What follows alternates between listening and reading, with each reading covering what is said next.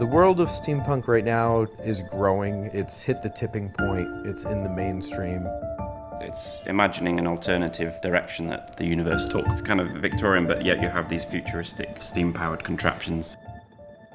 Art installation and movement and performance all gets sort of thrown together so that we're actually not just creating a world that's in our minds, but we're really just creating that world. And then we live in it, and then the art comes out of it.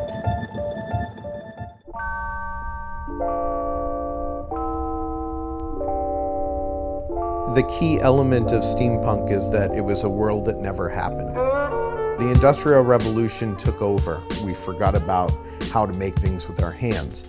Where steampunk comes in is that it went off into an alternate timeline where steam power is still mixed with electrical Tesla power, and we can make bigger and better things, but they're still beautiful. They're still art. That's the style I've always drawn in. I've always been attracted to. I have an appreciation of our history and how things were built, and I try to stay true to that. Finding these antique pieces and refurbishing them into other things, I've always done that. If I find a piece and it can't be fixed and built back into what it was, then why don't I repurpose it into something new that is just as beautiful? And you can do that with steampunk.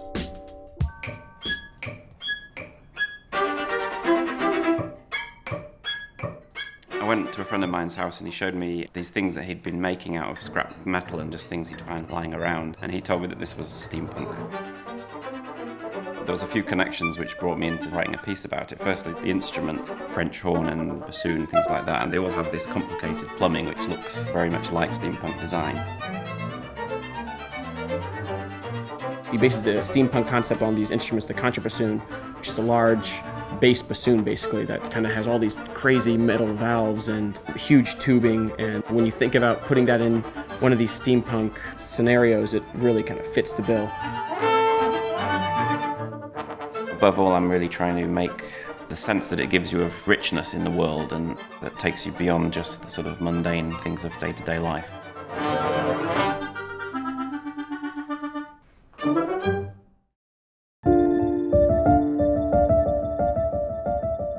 Steampunk was the closest term to an aesthetic that I had always been in love with. And I was like, oh, is that what that's called? We seem to drift toward the Edwardian Victorian aesthetic a lot, but there's always some flexibility in that. It's not bound by period, but it's informed by it. And I think that allows us a freedom to create a kind of new space. This performance is looking at some of the more sinister aspects of Alice in Wonderland. We had two Alices, and the story that we're telling is one of a personality that's been pulled so hard in two directions with two conflicting sets of desires that they've literally been torn asunder.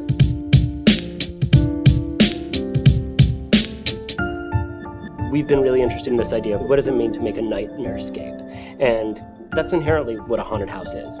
Can we make a contemporary art haunted house? Can we take this stuff that people would not necessarily otherwise go to a theater to see, put it in this new context, and have them dig it?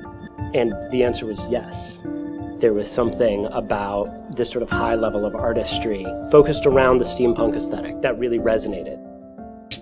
With steampunk, I think a lot of our work has to do with the collision of disparate elements, taking things that might not otherwise be contiguous and putting them together to create new meaning.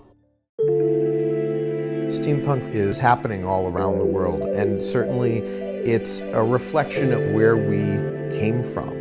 The creative process is often about taking things that already exist and reimagining them in a different context that they weren't intended for. It combines something very adventurous with something that is also very sexy, colliding fashion and technology and putting that into myth-making.